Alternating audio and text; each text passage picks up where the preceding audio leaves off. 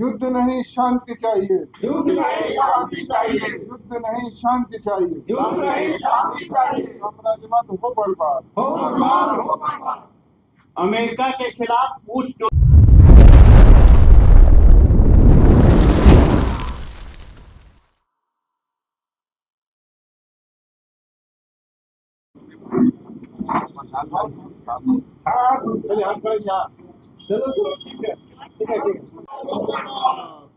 युद्ध नहीं शांति चाहिए, युद्ध नहीं शांति चाहिए, युद्ध नहीं शांति चाहिए, युद्ध नहीं शांति चाहिए। साम्राज्यवाद हो बर्बाद, हो बर्बाद, हो बर्बाद।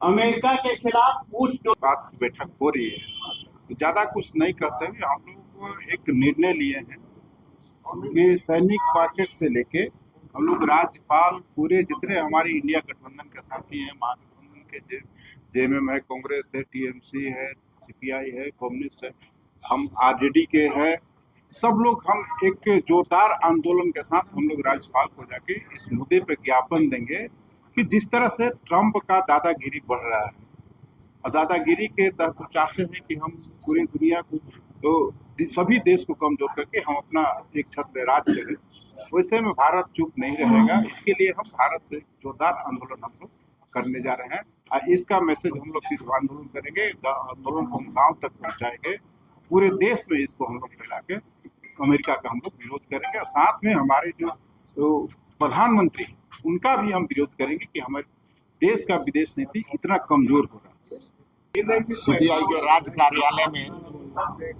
इंडिया गठबंधन के तमाम घटक दल, चाहे झारखंड मुक्ति मोर्चा हो, कांग्रेस हो, राजद हो, सीपीआई, सीपीएम, माले या टीएमसी हो, माले हो या आम आदमी पार्टी हो और सामाजिक संगठन जो प्रबुद्ध सामाजिक संगठन के लोग हो, उन सबों की एक बैठक सामूहिक बुलाई गई थी। और इस बैठक में जो पिछले दिनों वेनेजुएला के राष्ट्रपति मादुरो के साथ जो घटित घटना हुई है और अमेरिकी दादागिरी का जो नमूना पूरे दुनिया ने देखा, उसके विरोध में एक रणनीति तय करने के लिए बुलाई गई थी, जिसमें तमाम लोगों ने अपनी अपनी राय दी। आपने देखा होगा कि किस तरीके से अमेरिकी दादागिरी पूरे विश्व के पटल पर हावी होना चाह रही है, चाहे वो पिछले दिनों चले जाए कई एक साल पीछे, तो इराक में राष्ट्रपति को इसलिए बर्बाद कर दिया गया, सद्दाम हुसैन को, और इराक को इसलिए बर्बाद कर दिया गया एक बहाना लगा करके कि ये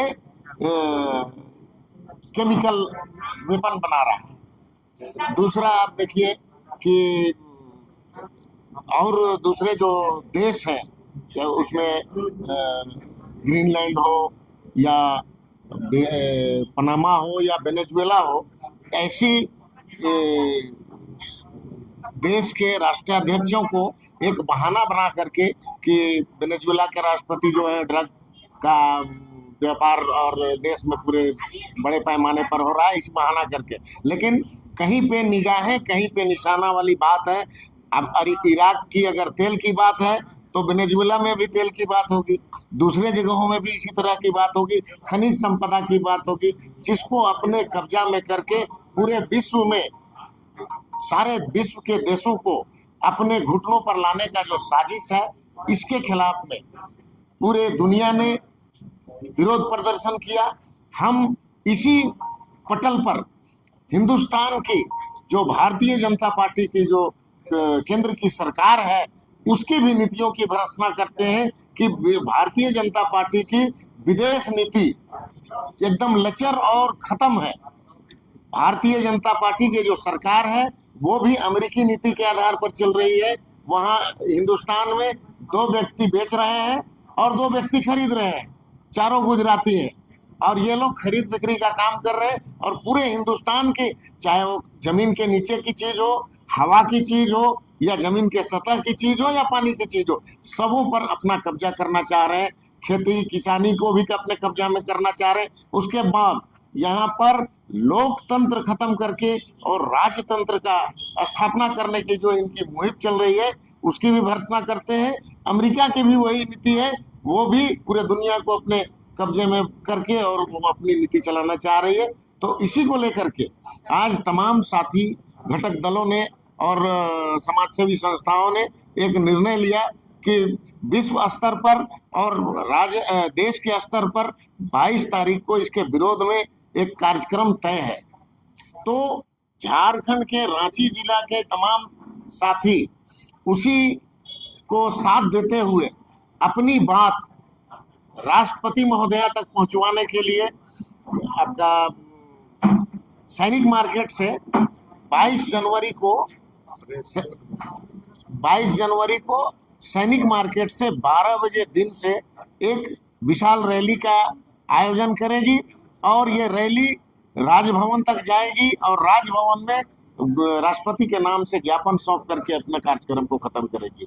इन्हीं सब बातों को लेकर के तमाम साथी यहाँ उपस्थित हुए, सभी का धन्यवाद करते हुए मैं अपनी बातों को समाप्त करता हूँ।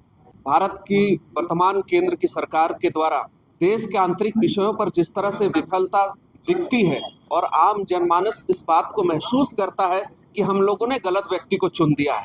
इनकी जो आंतरिक नीतियां हैं जिससे देश में महंगाई, बेरोजगारी और अन्य विषय लगातार आम जनता को परेशान कर रहे हैं। आज के समय में अब केंद्र की जो विदेश नीतियां, जिस पर पहले लगता था कि कहीं ना कहीं शायद इस मोर्चे पर कम से कम भाजपा की सरकार तो बाहर ठीक होगी, लेकिन ये व्यक्ति और इनकी पूरी टीम देश के आंतरिक विषयों पर जितना विफल है उससे कई गुना ज्यादा भारत की विदेश नीति विफल है।